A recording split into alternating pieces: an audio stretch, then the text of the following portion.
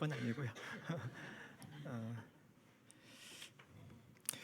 5월 달에는 우리 낮은 마음 하나 교회만의 전체 가족 수양회를 하려고 계획하고 있습니다. 아마 그건 기대해도 좋을 것 같습니다. 지난번 두 차례에 걸쳐서 안디옥 교회에서라는 제목으로 지금 사도행전을 쭉 살펴보고 있습니다. 이제 오늘은 이어서 이제 드로아에서로 제목을 잡고 지난번에 이어서 사도행전 16장 본문으로 살펴보도록 하고자 합니다. 오늘 이야기를 나눌 부분들은 이제 서론으로 신앙의 기본에 대해서 아주 짧게 볼 거고요. 계속 안디옥 교회에서 다루었던 부분을 그대로 반복하는 것입니다. 그리고 하나님의 선교와 또 그 과정에 대해서는 그냥 섞어서 살펴보도록 할 텐데 여기 있는 그 키워드들을 중심으로 해서 살펴보면 좋을 것 같습니다. 그리고 마지막에 하나님께서 선하게 이루어 가시는 그 결론을 도출해 보고자 합니다. 먼저 오늘 본문인 사도행전 16장 1절부터 12절까지 교독하겠습니다. 제가 먼저 읽을게요. 바울은 더베와 루스드라에도 갔다. 거기에는 디모데라는 제자가 있었는데 그의 어머니는 신앙이 돈독한 유대 여자이고 아버지는 그리스 사람이었다.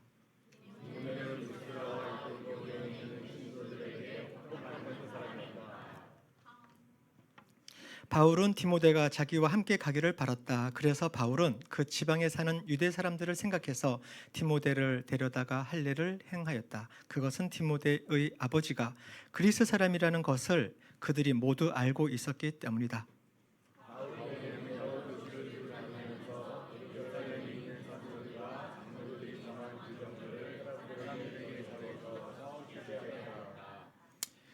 교회들은 그 믿음이 점점 더 튼튼해지고 그 수가 나날이 늘어갔다.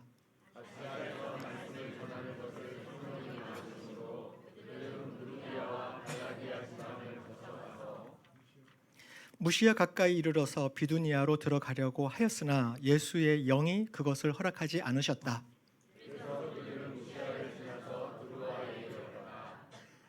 여기서 밤에 바울에게 환상이 나타났는데 마케도니아 사람 하나가 바울 앞에 서서 마케도니아로 건너와서 우리를 도와주십시오 하고 간청하였다.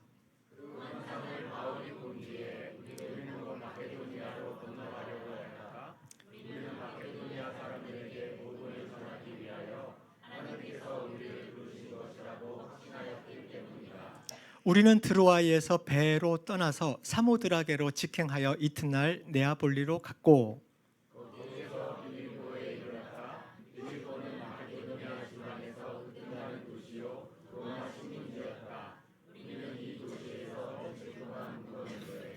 네, 거기에서 빌립보에 이르렀다. 네, 여기까지 보면 될 것 같습니다.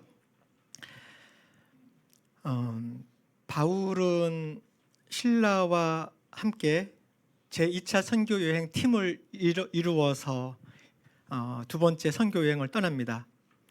그래서 시리아와 길리기아를 돌아다니면서 모든 교회를 튼튼하게 하였습니다라고 하는 게 이제 지난번 안디옥 교회에서 말씀을 드리면서 드렸던 이야기입니다. 이걸 지도로 좀 보면은요 이렇게 되겠죠. 시리아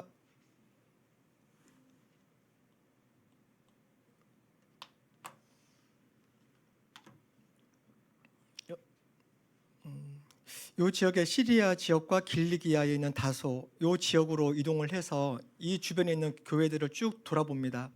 여기 다소는 사도 바울의 고향이기도 하죠.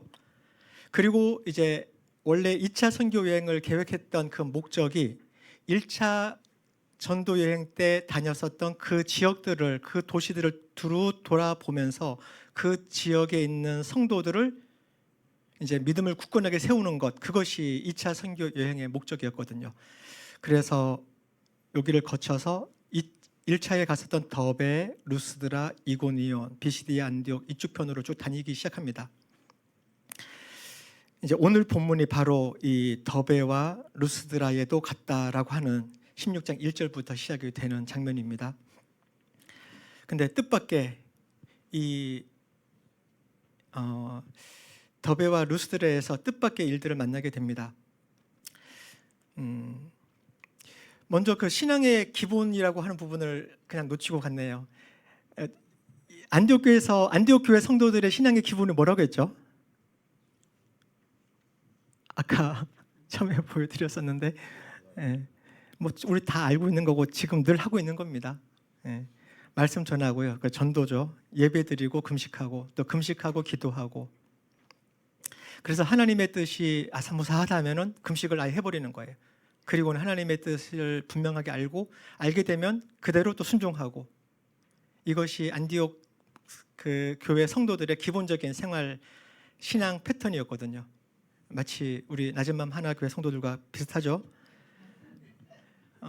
찔리시는 분들은 그렇게 하시면 됩니다. 네, 이게 안디옥 교회 성도들의 신앙 기본이었고, 그것을 곳곳마다 더베든 루스드라든 가는 곳곳마다 가르치고 그렇게 세워갔겠죠. 그렇게 해서 이제 오늘 봤던 그 더베 루스드라까지 왔습니다. 근데 16장 1절에 보니까 더베와 루스드라에 갔다 여기에 디모데라고 하는 한 청년을 만나게 됩니다. 디모데.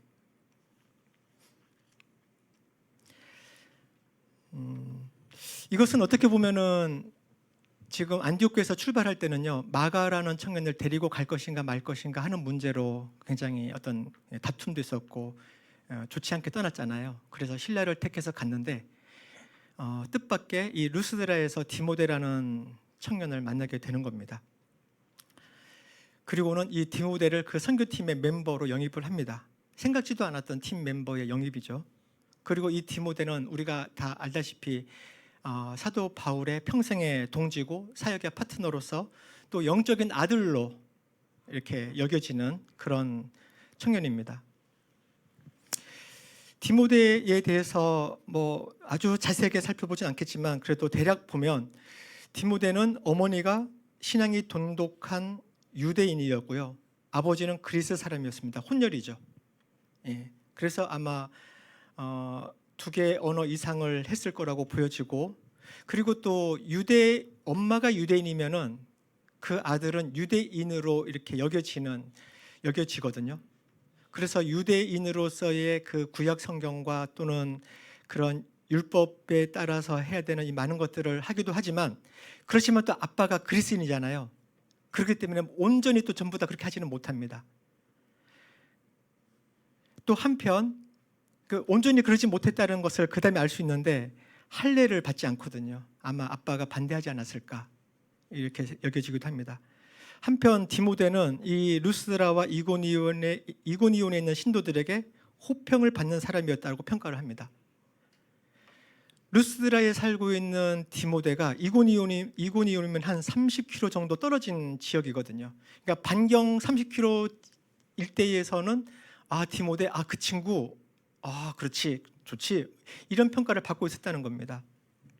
그런 청년이 디모데입니다. 그곳에서 바울은 디모데를 만나고 디모데가 자기 선교팀에 합류하기를 바래서 그리고는 이제 영입을 했습니다. 그게 3절에 나오죠. 그리고는 이제 처음 행한 게 할례를 행합니다. 할례를. 그리고 그 이유가 디모데의 아버지가 그리스 사람이라는 것을 사람들이 알고 있었기 때문이다라고 이유를 달거든요. 할례는 구원의 조건은 아니죠. 할례가 구원의 조건이 아닙니다. 본질적인 것이 아니죠. 그렇지만 지금 사도 바울은 디모데를 영입해서 출발하기 전에 먼저 하는 게 할례거든요. 아무리 평판이 좋고 그렇다 하더라도 할례를 하고 가야 되는데, 근데 본질적인 것도 아닌데 왜 이 사도 바울은 이 할례를 하고 있을까요?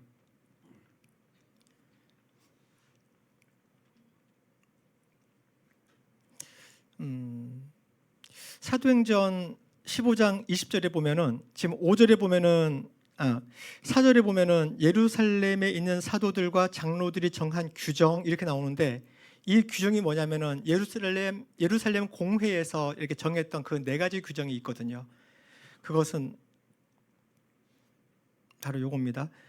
우상에게 바친 더러운 음식, 음행, 목매어 죽인 것, 그리고 피, 요 네 가지를 금지하는 겁니다.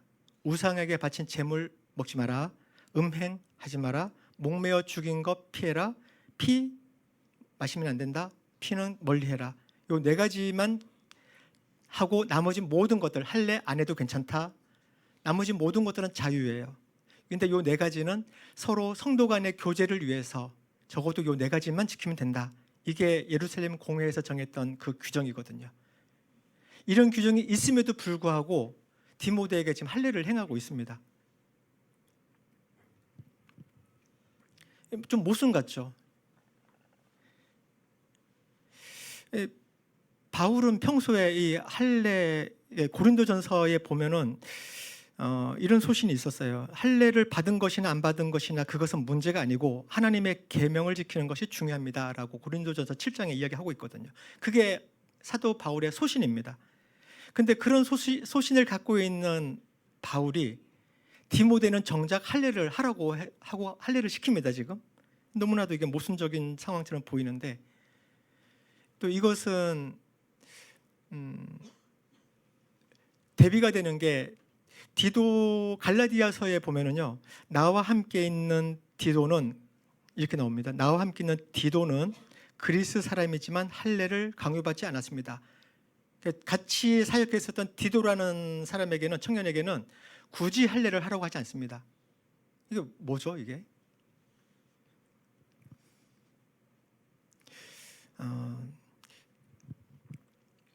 근데 지금 바울이 2차 선교 여행지로 택해서 가고 있는 곳은요, 이방인들이 많고요. 그리고 또 유대인 출신의 크리스찬들도 많고, 그리고 유대인 출신의 아직 믿지 않는 유대인들도 많은 그런 곳이거든요.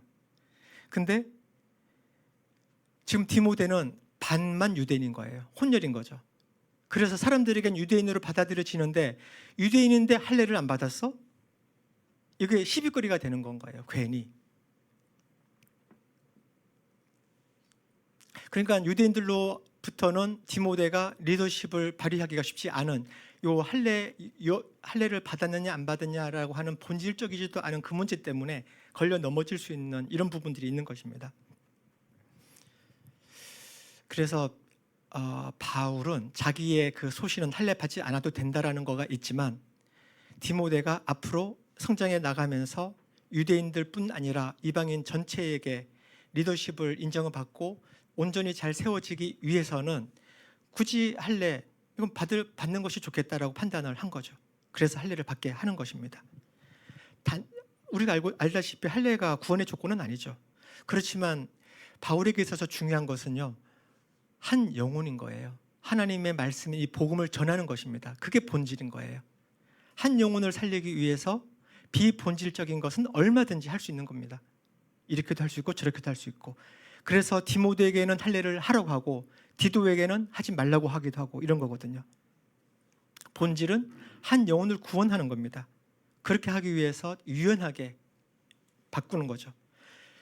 그것이 바울의 이런 말들이 나와 있죠. 유대인들에게는 유대인과 같이 되고 이방인에게는 이방인과 같이 되었다. 이런 말에 잘 그 의미가 드러나 있는 것 같습니다. 한 생명, 한 영혼을 살리는 데 초점을 두고 우린 이렇게도 할 수 있고 저렇게도 할 수 있는 겁니다. 그래서 이 디모데는 아까 호평을 받고 아주 그 일대의 사람들에게 그런 인정을 받았다고 하는데, 제가 우리 청년들에게도 하는 이야기입니다. 우리 청년들, 디모데 같은 청년들에게 하는 이야기들입니다. 내가 하나님 앞에서만 잘 서 있으면 되지, 하나님 앞에서만 인정받으면 되지. 아닙니다. 사람들에게도 인정받아야 된다, 이겁니다. 그러면 사람들의 눈치를 봐야 되느냐, 그 말을 하는 게 아니죠. 사람들에게 평판을 좋게 받는 사람들이 하나님 앞에서도 큰 일꾼이 될 수 있다는 것은 너무나 당연한 이야기인 거죠. 그러면 성도들에게만 인정을 받을 것인가? 아닙니다. 불신자들에게까지도 평판이 좋은, 인정을 받는 그런 사람이어야 된다고 우리 청년들에게 강조하면서 이야기를 합니다.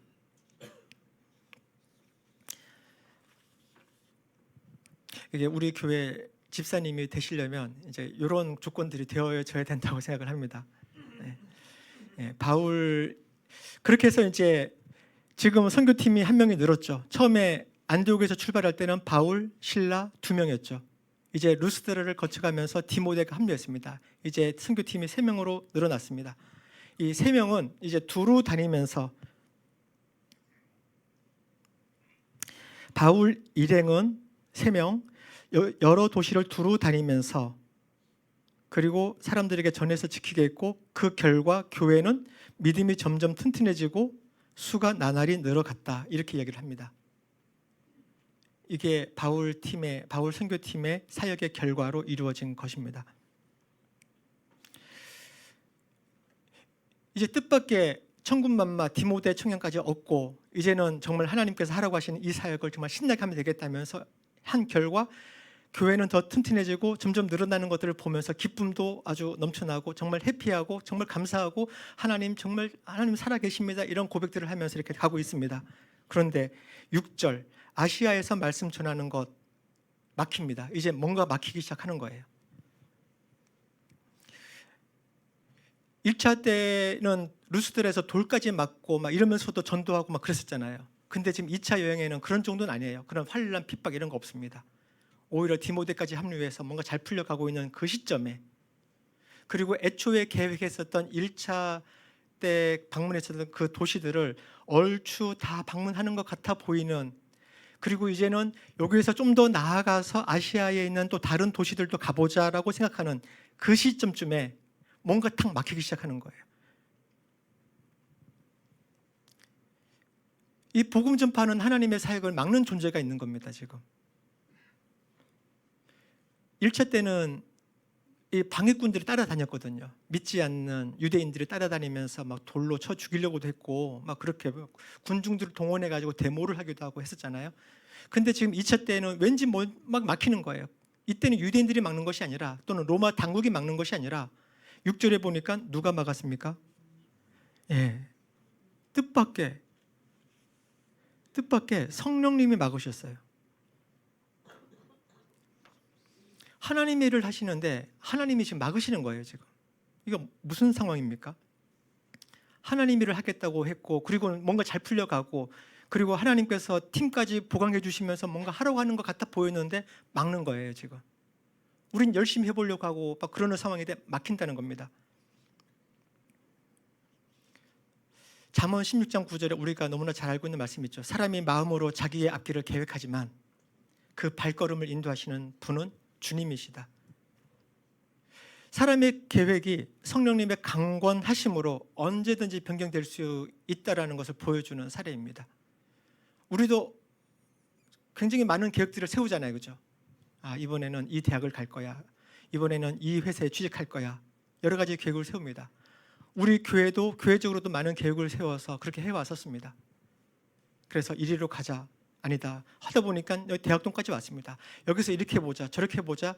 원래 세웠던 계획들이 있었는데 그대로 되어진 것들도 있지만 그렇게 되지 않고 뭔가 다르게 변경이 되어지는 수많은 경험들을 우리가 하게 됩니다. 하나님께서 인도하시는 건가?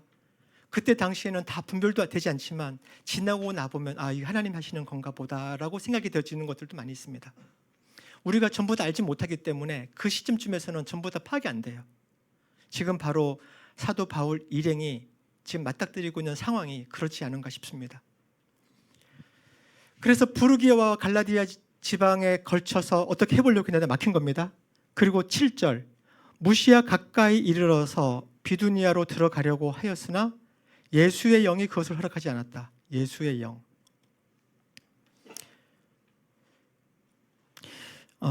부르기아, 갈라디아, 뭐 비두니아, 무시아 이거 나오니까 뭐 그런 데가 있나 보다 싶은데 그냥 지도상에서 조금 더 확인하고 가면 좋겠습니다.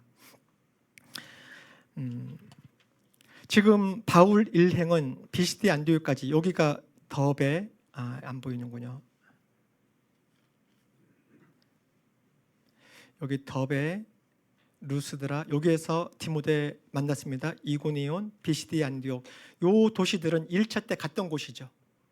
예, 요 지역이고, 그리고 지금 바울 일행은 요 일대에 있으면서 주변에 쭉 전도하고 다시 그 교회를 아주 튼튼하게 만들고 나서 이제 요 지역으로, 요 지역이 이제 아시아 지역이거든요. 예, 아시아 지역인데 이쪽으로 가서 부르기아와 이쪽으로 가서 전도를 해야지 하면서 지금 진행을 하는 중입니다. 요 일대를 갈라디아라고 합니다. 요 갈라디아가 있는데 이렇게가 갈라디아 지방인데 남갈라디아, 북갈라디아 이렇게 신학교에서 말을 하더라고요. 저희는 그냥 갈라디아 하나만 있는 줄 알았거든요. 여기 남갈라디아 지방을 통해서 비시디아라든지 부르기아라든지 이 지역으로 가서 전도하려고 지금 계획을 하고는 열심히 사역을 하는 중에 있습니다. 지금 바울은. 그런데 갈라디아로도 못 가게 하고 비시디아로도 못 가게 하고요. 그래서 부르기아를 통과해서 무시아 방향으로 지금 가고 있습니다. 그렇지만 무시아에서 이까지 와서는 그 다음에 비두니아로 가려고 지금 시도를 해봤습니다. 근데 여기서도 예수님의 영이 막았습니다. 못 가게 했습니다. 이거 왜 이렇게 사이가 안 풀리지? 뭔진 모르겠지만 자꾸 막히는 겁니다. 열리지가 않는 거예요. 그래서 할 수 없이 또 이렇게 진행해서 이 무시아 지역으로 가서 어디까지 가게 되냐면은 여기 있는 무시아의 서쪽 끝, 서해안 끝, 드로아까지 가게 됐습니다. 이 드로아라는 곳은 우리나라로 치면은 어떻게 보면은 해남 땅끝 마을 같은 곳일 것 같으네요, 그죠? 해남에 있는 땅끝 마을. 예, 한반도의 땅끝이 해남이라고 친다면은 여기가 아나톨리아 반도잖아요, 터키 반도. 예. 그 터키 반도의 제일 서쪽 끝인 드로아입니다.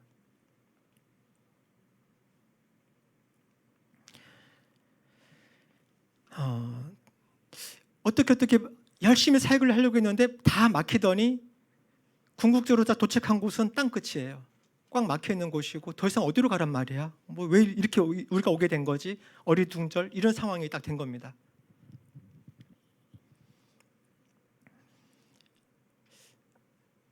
바울 일행이 지금 무슨 생각하게 될까요? 이쯤 되고 나면은 뭐지 이게? 우리 열심히 지금 하나님 일을 하려고 했는데 하나님 이걸 뭔가 하시는 것 같은데 그 증거는 디모데까지 합류해가지고 뭔가 막 풀려왔었잖아요. 근데 어느 때부턴가 계속 막히고 이렇게 가면 여기 막히고 일로 가면 여기 막히고 그렇게 해서 도착한 곳이 드로아 땅끝 여기입니다. 꽉 막혀 있는 곳.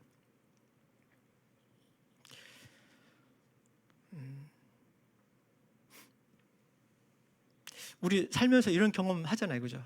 네. 저는 이런 경험 많이 했어요. 우리 아이들도 경험 많이 했었고요. 대학교에 6개 원서를 다 냈는데 다 떨어지고요. 이렇게도 막히고 이 대학인가 이 대학 막히고 저 대학 막히고 다 떨어지고 취직을 하려고 이 회사 저 회사 해도 다 떨어지고 이런 경험도 우리가 있습니다. 이거 유사한 경험들인 거죠. 우리가 사역을 할 때는 어떻습니까?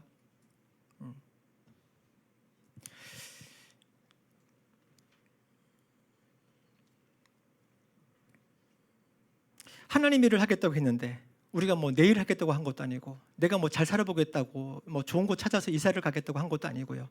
하나님 일을 하겠다고 하는데 그것이 다 막히는 겁니다.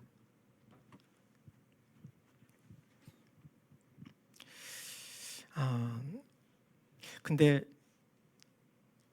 여기 9절에서요.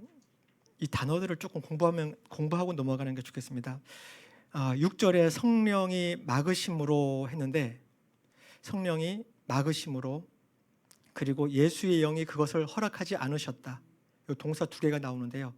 성령이 막으셨고 예수님의 영이 허락하지 않으셨고 이 두 단어는 막다라는 것은 싹둑 잘라내다 또는 단칼에 딱 끊어내다 이런 뜻이거든요. 잘라냈다 이런 뜻이고 허락하지 않았다라는 것도 나뭇가지를 잘라낼 때 사용하는 그 단어입니다. 전지 작업하는 거였죠. 이런 단어를 쓴다고 합니다. 여기에서 우리가 읽어낼 수 있는 것이 농부와 같은 하나님의 그 역사심 이런 거를 읽어낼 수 있을 것 같습니다. 농부들은 과수원에서 이렇게 가지가 이렇게 올라오고 하면은 열매들이 꽃이 많이 핀다 하더라도 막 잘라내거든요. 전지 작업하고 뭐 꽃 따주는 작업들도 하고 왜요? 아주 실한 과실을 가을에 얻기 위해서 가지치기를 해주는 겁니다. 잘라내 주는 건 거예요. 하나님도 지금 어쩌면 이렇게 막 뻗어나가는 것들을 잘라내주고는 하나님께서 원하시는 그 과실을 얻기 위한 그 작업을 지금 하는 거로 보여지는 겁니다. 이 단어들에서. 성령이 막으셨어요. 예수의 영이 막으셨어요. 그렇게 해서 그 가지가 부르기아나 갈라디아로 못 가게 만들었고요. 그리고 비두니아로도 못 가게 만들었고, 그리고 지금 드로아까지 와 있는 겁니다. 그게 8절이죠. 무시아를 지나서. 그러니까 무시할 수 없는 성령님의 인도하심에 따라서 드로아까지 지금 온 거예요. 지금 드로아에 왔더니 9절, 여기서 밤에 바울에게 환상이 나타났는데 마케도니아 사람 하나가 바울 앞에 서서 마케도니아로 들어와 하는 겁니다. 지금 건너와서 우리를 도와주십시오 하고 간청을 하는 겁니다. 지명도 참 재밌어요. 그죠? 들어와 있는데 마케도니아 사람이 와서 이제 들어와라 하고 지금 호소하는 그런 장면입니다. 그곳까지 성령이 지금 몰고 가셨고, 그리고도 지금 어리둥절한 상태에 있는 바울에게 도무지 그 뜻을 모르고 있으니까 이제는 환상으로 나타나셔서 알려주시는 겁니다. 마케도니아로 건너와서 우리를 도와주십시오. 이렇게 간청하고 있는 거죠. 여기에 단어 공부 한 개 더 하겠습니다. 도와주십시오. 도와주십시오. 이 단어는 그냥 help me 뭐 이런 정도, 그냥 도와달라 이런 정도의 단어가 아니라요. 울음소리를 듣고 달려가는 이런 단어의 뜻이 이제 합해진 단어거든요. 울음소리를 듣고 달려가는. 어떤 게 연상이 됩니까? 이제 아기 엄마가, 아기가 지금 울고 있는 거예요. 그러니까 애가 달른 거예요. 그죠? 얼른 가가지고 애가 지금 뭐 배가 고픈지, 기저귀를 갈아줘야 되는지, 아니면 어디 아픈지 뭐 이런 것들 살피러 가야 되는 거예요. 그 애 달른 그 엄마의 심정, 그리고 그렇게 울고 있는 그 아이를 향한 그 심정이 담겨 있는 그 단어입니다. 이 도와주십시오라고 하는 것이. 그러니까 마케도니아 사람은 지금 그런 심정으로 지금 부르짖고 있는 겁니다. 그것을 지금 바다 건너 드로아에 있으면서 빨리 들어와라고 하는 이 음성을 듣는 거죠. 지금.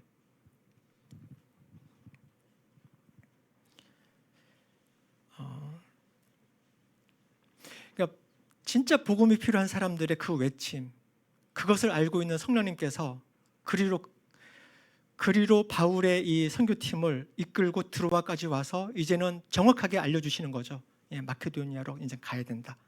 이렇게 알려주시는 겁니다.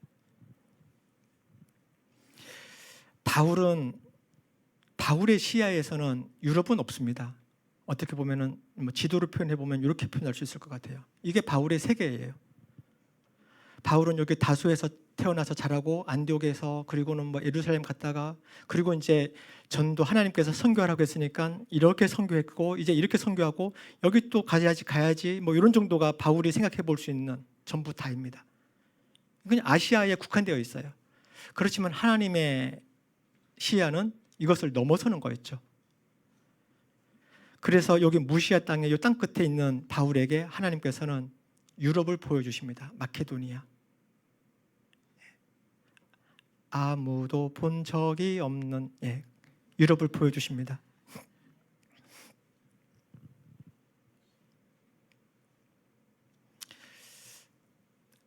바울이 유럽 선교를 계획한 게 아니었잖아요. 그죠? 하나님께서 계획을 하신 거죠. 그러면은 여기 갈라디아에 있는 사람들은 어떻게 하고요? 비두니아에 있는 사람들은 어떻게 하고요? 여기 갑바도기아, 여기도 사람들 많이 살잖아요. 이들은 어떻게 하죠? 왜 바울이 일로 딱 가면 좋을 텐데, 여기까지 와 있으니까 바로 가면 될 텐데 왜 이걸 막으셨죠? 하나님은. 바울의 세계 속에서는, 바울의 시야로는 이게 이해가 안 될 겁니다. 우리의 시야로는 이해가 안 되는 거 투성이에요. 안 보여요. 근데 하나님의 시야로는요, 갈라디아, 갑바도기아, 비두니아 다 보입니다. 그리고 마케도니아도 보이고요, 로마도 보이고, 2000년이 지난 지금 대한민국도 보이고, 우리도 보이는 거죠. 그죠? 그게 하나님의 시야죠.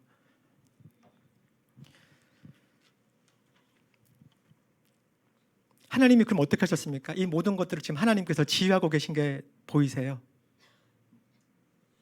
이게 보시면은 성령이 막으셨습니다. 성령이 막으셨습니다. 예수님의 영이 허락하지 않으셨습니다. 그리고 환상을 보여주고는 바울 일행은 어떻게 이것을 받아들이냐면은 하나님께서 하나님께서 우리를 부르신 것으로 확신합니다. 그러니까 지금 성령님이, 예수님의 영이, 하나님이, 성부, 성자, 성령 삼위일체 하나님께서 총동원하셔가지고 지금 바울의 이 선교 일정들을 다 조정하고 계시고 인도하고 계신 거, 이게 보이세요 지금? 하나님의 선교죠. 하나님의 선교. 하나님이 하십니다. 그 일에 바울 일행은 영광스럽게도 동참하고 동행할 수 있는 그 기회를 갖게 된 거죠. 우리 낮은마음 하나교회가 가는 이 일정과 그 계획과 이 모든 것들이 우리가 나름 계획해보고 하지만 그대로 되어지기도 하지만 안 되는 것들도 많아요. 저는 이 모든 것들을 우리가 하나님께 올려드렸을 때 하나님께서 주장하시고 이끄시고 시간들 계획하시고 그렇게 하신다라고 저는 믿습니다. 그럼 아까 했던 갑바도기아라든지 비두니아 어떻게 하죠? 베드로전서를 보면 이렇게 나옵니다. 베드로전서. 예수 그리스도의 사도인 베드로, 지난번 설교에서도 베드로가 왔었는데 오늘 또 나오네요.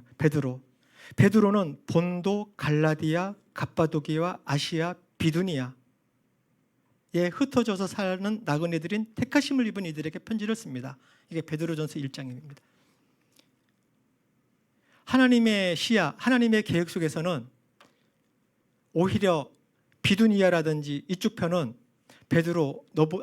바울 너보다는 베드로가 가는 게 좋겠어. 그래서 베드로를 보내시고 계신 거예요. 여기뿐인가요? 아프리카 쪽으로는 또 다른 사람을 보내고 저 인도 쪽으로는 도마를 보내고 그러잖아요. 그죠? 하나님께서 전체를 다 지휘하고 계신 거예요. 그렇지만 우리는 그 중에 일부를 맡아서 하는데 다 보이진 않아요. 이해도 안 되기도 합니다. 왜 내 계획대로 안 되는 거야? 원래 우리가 하기로 했던 대로 왜 안 하고 있는 거야? 이렇게 우리는 불평할 수도 있고 하기도 하지만 하나님께서는 이 전체를 지휘하고 계신 거예요.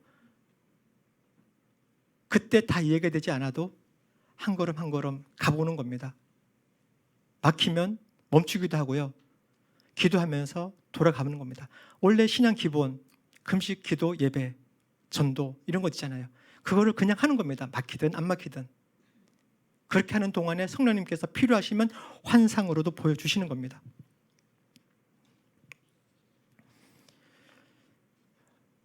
우리 낮은마음 하나교회가 하고 싶은 사역을 하고 싶은 분야가 많이 있습니다. 하나님이 하라고 하시는 지역들도 있는 것 같습니다.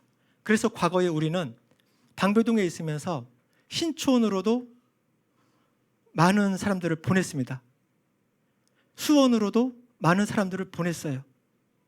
그리고 그곳에서 또 하나님께서 또 많이 이렇게 또 사역을 하셨습니다. 지역적으로도 그러합니다. 우리가 가고 싶었었던, 우리가 가야 될 만한 곳이라고 하나님께서 인도하시는 그곳으로 우리는 순종하면서 그렇게 보냈었던 교회입니다. 뜻하지 않게 우리가 방배동에 있다가 지금 이곳으로 온 거예요. 또 이 모든 것들이 하나님께서 하고 계신 거 아닌가 하는 생각을 합니다. 저는 지금 대학동으로 와 있죠. 우리가 하고 싶었던 사역들 많이 있습니다. 구제 열심히 해보려고 했고요. 빈민들, 독거 노인들 열심히 찾아다니기도 했었고, 해외 선교뿐 아니라 뭐 여기저기 많은 전도 활동들도 하기도 했습니다.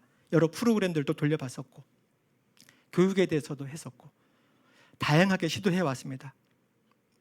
어떤 분야들은 계속적으로 해보지만 잘 안 열렸어요. 막힙니다. 잘 안 되고 이런 것들도 많이 있었습니다.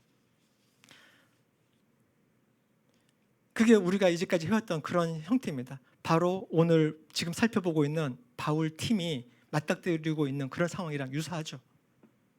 그게 그냥 교회인 것 같습니다. 드로아까지 몰려서 드로아 바다 앞을 바라보는데 바로 건너편에 유럽이 보일까요? 마케도니아 안 보이죠. 그 거리가 250km나 떨어져 있거든요. 안 보이죠, 당연히. 그 바다를 하염시 바라보면서 하나님, 여기 우리 왜 이렇게 있는 거죠? 하나님께 기도했을 것입니다. 그리고 이제 그날 밤에 환상을 통해서 하나님께서 보여주시는 것을 보게 된 거죠. 저는 하나님께서 우리 교회에도 이렇게 바울에게 보여주셨던 환상처럼 환상을 보여주시면 좋겠다라는 그런 간절한 마음이 있어서, 그러면 누구한테 보여주실까 이렇게 하다가 아무래도 제가 봐야 되지 않을까 싶어서 그런 간절한 마음으로 저도 이제 금식하면서 지난 연말과 연초에 걸쳐서 이제 기도를 했습니다. 다른 기도원에는 이제 다 이야기 끝나서 여기 요 뒤에 산이 삼성산인데 이게 돌아가면은 갈멜산 기도원이라고 있습니다. 갈멜산 금식 기도원이라고 있는데 그곳에 갔습니다.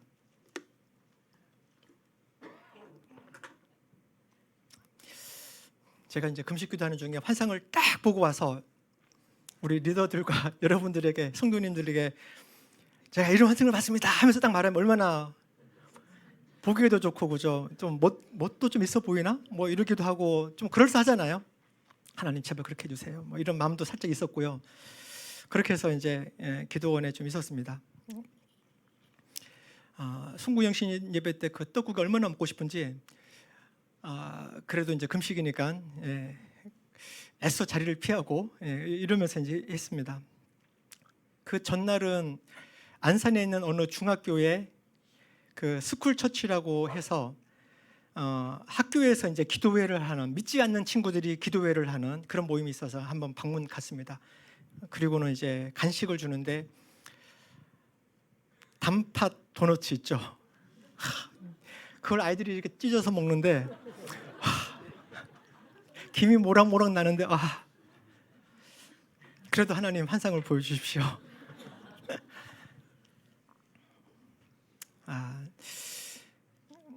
1월 1일, 1월 2일 되니까 이제 거기는 밤 10시가 되니까 이제 다 나가라고 하더라고요. 숙소가 없으면 나가라고. 아니면은 큰 그 홀에서 뭐 남자는 이쪽, 여자는 이쪽 이렇게 있으라고 하는데 그렇게 있을 분위기가 아니어서 이제 나왔습니다.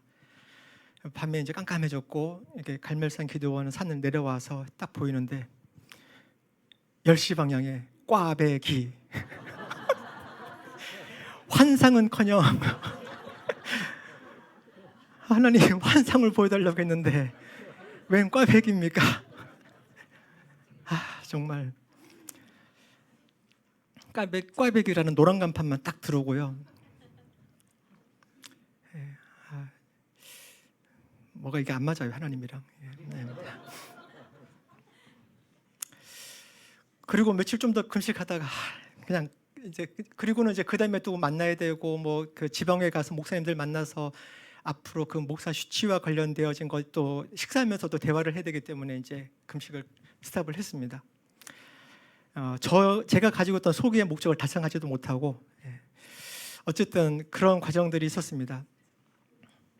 근데 생각을 좀 해보면은요, 아까 그 이고니온 디모데를 영입하고 이고니온과 비스디아 안디옥과 이 지역을 방문하면서 사역이 막 잘 되어져 가는 그 즈음에 하나님께서 환상을 그때 딱 보여주시면 어땠을까요?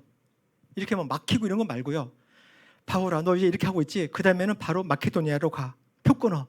이렇게 딱 해줬으면 어땠을까요? 그때 알려주셨으면.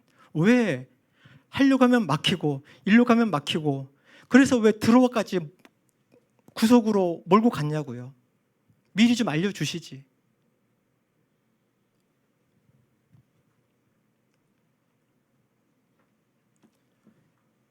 근데 바울이 그걸 알았으면요, 이거 아닐 거야, 여기 잘 되고 있는데 뭘 그까지 가, 이러지 않았을까 싶기도 하고요.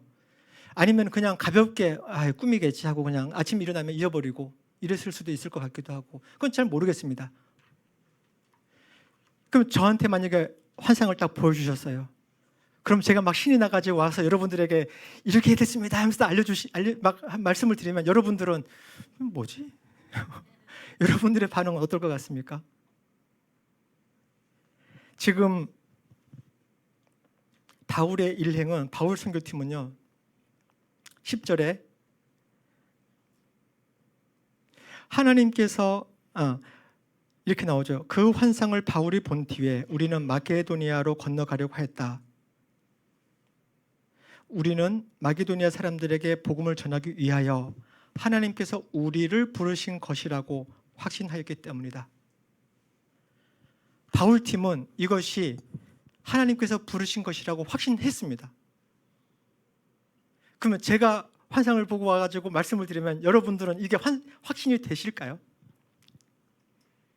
아니면 바울팀마저도요, 그 앞에서 환상을 보여줬으면 그 팀이 이게 하나님이 부르시는 거라고 확신하고 갈 수 있었을까요? 좀 어렵지 않았을까 싶기도 합니다, 저는. 그래서 계속적으로 하나님의 뜻을 구하면서 간 끝에, 그리고 드로아까지 갔을 때 하나님께서 환상을 통해서 명확하게 보여주실 때 거기에 전부 다 확신을 가지고 이제는 자기들의 세계관을 뛰어넘는 거잖아요. 자기들의 시야를 이제까지 아무도 경험하지 못한 그곳을 향해서 건너가는 거거든요. 사역의 지평이 새롭게 확 열리는 겁니다. 그것을 향해서 가고 있는 겁니다. 이제 이 과정들이 필요한 거 아닌가 싶습니다. 하나님은 다 계획이 있으신 거죠. 우리가 그걸 전부 다 알지는 못합니다.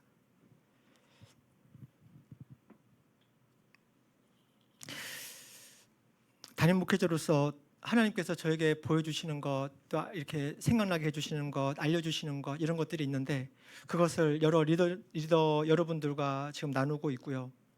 그리고 또 점차 우리 성도 여러분들과 모든 우리 낮은맘 하나교회 성도님들과 그런 것들을 나누기 원합니다. 하나님께서 저를 통해서만 말씀하지는 않으실 것입니다. 거기에 우리 낮은마음 하나교회 온 성도는 함께 하나님께 초집중을 하면서 그것이 무엇인지 이렇게 살펴보아야 된다고 생각합니다. 그렇게 해 주십사하고 지금 요청하는 겁니다.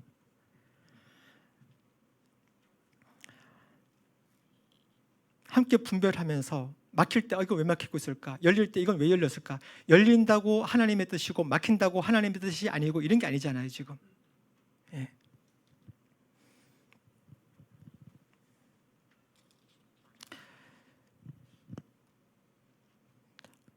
이 선교팀은 확신을 하고 이 선교팀에서 또 하나를 보아야 되겠습니다. 10절에 보니까 우리를이라고 있네요. 우리를. 여기 8절에는 그들은 이렇게 나오고요. 이 주어가 바뀌는 것을 그냥 무시하지 말고 가면 좋겠습니다.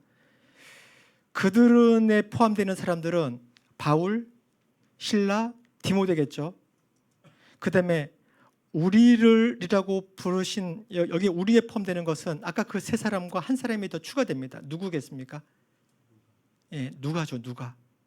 누구겠습니까? 누가죠. 왜요? 우리라는 것은 자신이 포함이 되어진 사람들을 일컫는 대명사잖아요, 그죠? 그러니까 지금 우리라고 하면은 이 글을 쓰고 있는 사람이 포함된 거예요. 예, 사도행전을 쓴 사람이 누가잖아요, 그죠? 그러니까 누가가 지금 이 드로아에서 합류를 하는 겁니다. 하나님이 그냥 너무 놀랍지 않습니까? 바울은요 평생 아팠던 사람이에요. 그래서 뭐 가시인데 좀 빼주세요 이런 기도도 많이 했었고, 그래서 이제 본격적으로 아무도 가보지 않은 놀라운 일을 하러, 보러, 행하러 지금 유럽으로 가기 전에 하나님께서는 바울의 건강도 챙겨주시는 거예요. 주치의를 딱 붙여주시는 겁니다. 이때. 그리고는 이 4명의 막강한 선교팀이 이제 바다를 건너갑니다. 11절, 우리는 드로아에서 배로 떠나서 사모드라게로 직행하여 이튿날 네아볼리로 갔고 거기에서 빌립보에 이르렀다. 여기까지 갑니다. 이 사이에는 아무런 방해가 없어요. 여기 드로아죠. 사모드라게, 그리고 네아볼리, 빌립보 이렇게 거쳐가는 이 과정입니다. 근데 이 거리가 240km 정도 되는 거리거든요.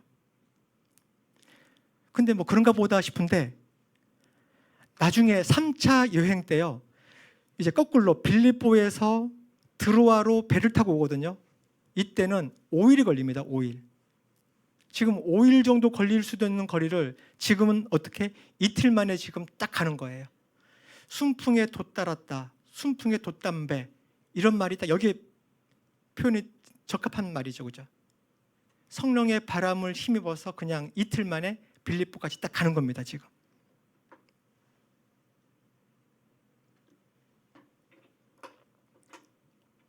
그러니까 이틀 만에 간다는 것이 그냥 일상적인 건 아니라는 거죠. 하나님의 뜻에 딱 맞춰서 하니까 모든 것이 일사천리로 쫙 되기도 합니다. 그러니까 하나님의 뜻인가? 그러지도 않죠. 빌립보에 도착했더니 얼마 지나지 않아서 빌립보 감옥에 갇힙니다. 이건 하나님의 뜻이 아닌가? 제가 지금 말씀드리는 거는요, 열리면 하나님의 뜻이고 닫히면 하나님의 뜻이 아닌가? 막히면 뭔가 저주받은 것이고 뭔가 불순종해서 그런 것이고, 뭔가 꼬인 것이고, 하나님이 나를 싫어하시는 것이, 잘 풀리면 하나님이 나와 함께 하시는 것이고 복받은 것이고 그런 것인가? 지금 그런 차원이 아닙니다. 그냥 우리 성도로서의 기본은 말씀을 전하는 것이고 예배드리는 것이고 기도하는 것이고 금식하는 것이고, 이런 생활을 늘 해가는 동안에 우리의 환경은 막히기도 하고 열리기도 하고 갇히기도 하고 아주 순풍에 돛단 듯이 쫙 나갈 때도 있고, 이 모든 환경들이 전부 다 있는 것입니다. 그렇지만 이 모든 것들에 대한 주권을 우리 살아계신 하나님께 그냥 올려드리고 그냥 믿고 나아가는 거죠.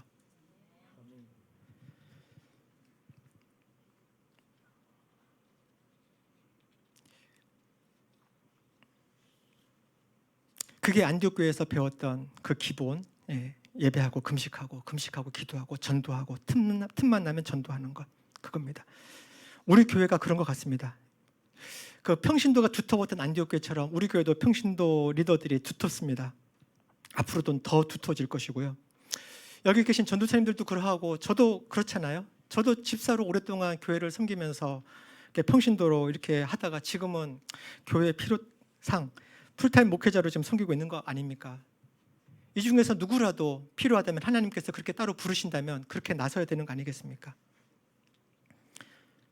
예배하고 금식하고 기도하면서 하나님의 그 부르심에 정말 민감하게 반응하면서 순종하는 그런 교회가 되어가기를 저는 소망해 봅니다. 하나님이 선교하십니다. 하나님이 하십니다. 우리 교회는 하나님의 교회입니다. 하나님께서 하십니다. 우리가 지금 근시안으로 보고 우리의 시야에 막혀서 전부 다 보이지 않기 때문에 불평하고 싶고 뭔가 투덜거리고 싶고 이렇게 할지 몰라도 이 모든 것들을 넘어서는 하나님의 계획이 있다고 저는 생각합니다. 그 주권을 하나님께 올려드렸으면 좋겠습니다.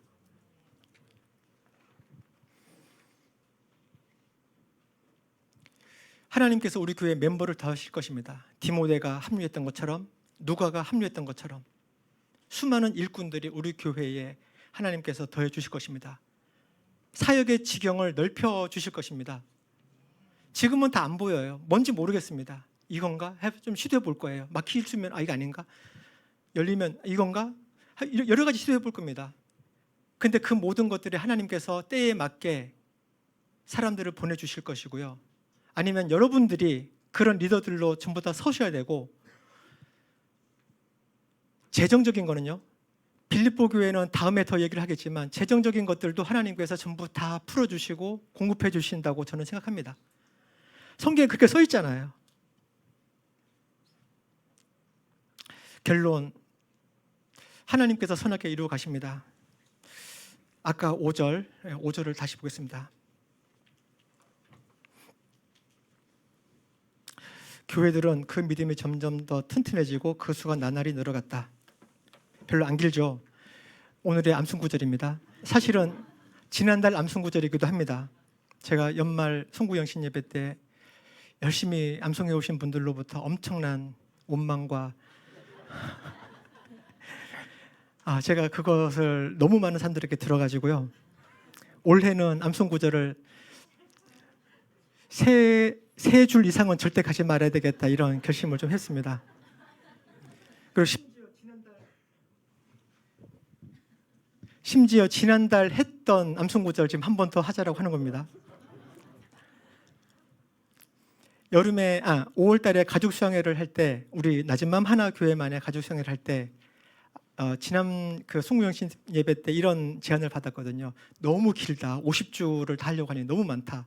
그래서 좀 나눠가지고 전반기, 하반기 하면 어떠냐, 이런 아이디어도 있었는데, 가족 수양회 때 암송구절을 그때까지만 한 걸로 한번 해볼까. 그리고 그 다음에 이제 나누어서 이렇게 하면 암송하시는데 좀 부담 없이 더 많은 사람들이 참여하실 수 있을 걸로 저는 예상을 하는데, 어떤 분들은 뭐 길어도 관계없다 이런 분들도 있는데, 참여하십시다.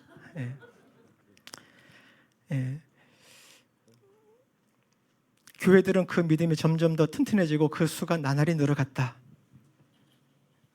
뭐 당연한 얘기 같은 것을 누가는 여기다 기록을 해놨죠. 역사적으로 그러한 사실이 있죠.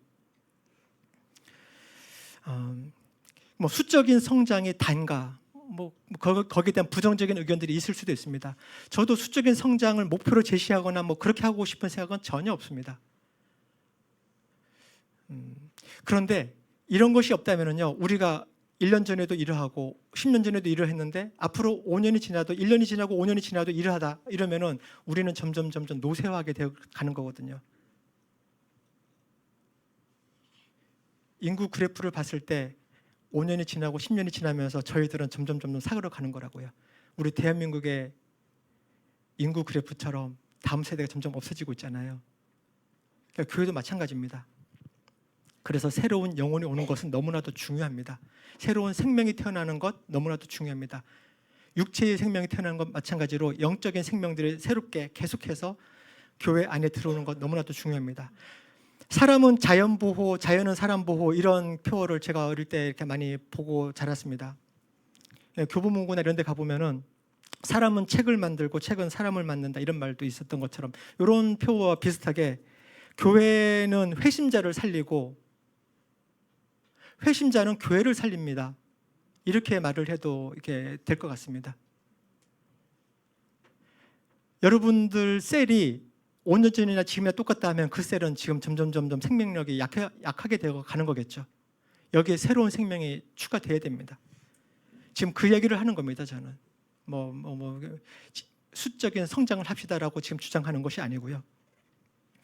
맨날 모이는 성도들끼리 모여서 예배드리고 친교 나눈다, 좋게 볼 수도 있지만 그냥 친목 단체 이상도 이하도 아니지 않을까 싶습니다. 그러면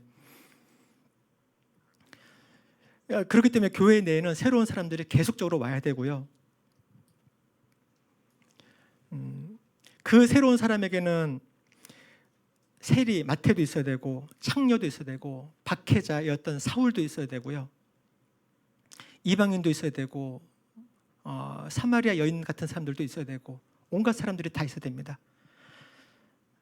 아까 제가 그 단팥빵 이렇게 했던 그 보노 중학교라고 있는데 거기에 중학교 선생님께서 믿지 않는 학생들을 모아다가 예배를 드리고 기도회를 하는 그 모임인데요.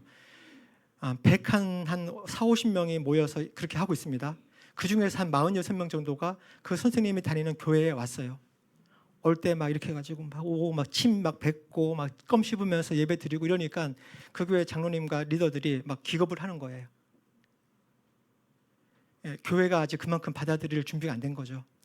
근데 우리 교회는 그 모든 사람들을 받아줄 수 있는 그런 마음의 준비가 좀 되어 있어야 됩니다. 하나님께서 아무도 본 적이 없는 이 놀라운 일을 하실 수도 있는데 거기에 대한 마음의 준비도 되어 있으면 좋겠습니다. 어떤 사람들이 올 줄 몰라요. 옥상에 엄청난 아이들이 지금 왔다 갔다 하고 있거든요. 와서 다 부수고 누구 때리고 이러는 사람들이 있다고요. 우리가 그거 감당하면서 그죠? 폭행자, 박해자였던 사울이 바울이 되는 것처럼 그들이 우리 다음 세대의 리더십들로 자라나게끔 우리가 해야 되지 않겠습니까? 그 이야기들을 하는 겁니다.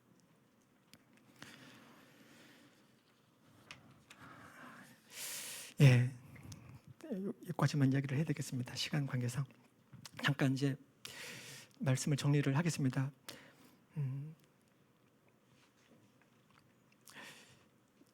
찬양팀은 나와주시고 잠깐 정리를 해보겠습니다. 하나님께서 선교를 하십니다. 하나님의 교회입니다. 팀 구성부터 사역의 방향, 일정, 이 모든 것들을 하나님께서 다 하시고 있다는 걸 우리가 보았습니다. 열리고 닫히고 순풍일 때와 역풍일 때 그런 거랑 관계없습니다. 하나님께서 주장하고 계십니다. 그리고 그런 과정들은 다 필요했구나 하는 생각이 듭니다. 우리 낮은 마음 하나교회가 겪고 있는 이 모든 과정들도 우리가 겪고 있는 중에는 다 이해가 되지 않지만 하나님께서는 우리가 겪어야 되는 과정으로, 그리고 이 과정을 통해서 우리가 더 성숙해지고 하나님을 더 알아가는, 하나님이 보시기에는 더 소중한, 무엇을 이루는 것보다도 더 소중한 그런 가치가 있는 거 아닌가, 이런 생각을 해봅니다. 안디옥 교회 성도들이 알려주었던 말씀 전하고 예배하고 금식하고 기도하는 이 신앙의 기본들, 그것을 우리 삶에 계속해서 녹여내야 되겠습니다. 그렇게 우리가 살아가고 있노라면 어느 순간 하나님께서 선하게 이루어 가시는 것을 우리는 보게 될 것입니다. 교회들은 그 믿음이 점점 더 튼튼해지고 그 수가 나날이 늘어갔다. 아까 제가 말씀 중에 몇 번 언급했었던 그 찬양을 부르면서 오늘 헌신하는 시간을 가졌으면 좋겠습니다. 모두 일어서서 찬양하겠습니다. 적이 없는 새로운 일이 지금 이 땅 위에 일어나네. 누구도 들은 적 없는 놀라운 일이 지금 일어나네. 누구도 본 적이 없는 새로운 일이 지금 이 땅 위에 일어나네. 누구도 들은 적 없는 놀라운 일이 지금 일어나네. 기도는 반드시 응답되니 전심으로 기도하세. 주가 베푸시는 큰 일을 세상에 전하세. 광야의 길을 만드시고 사막의 강을 만드시는 새롭고도 놀라운 일이 지금 이 땅에 일어나네. 기도는 반드시 응답되니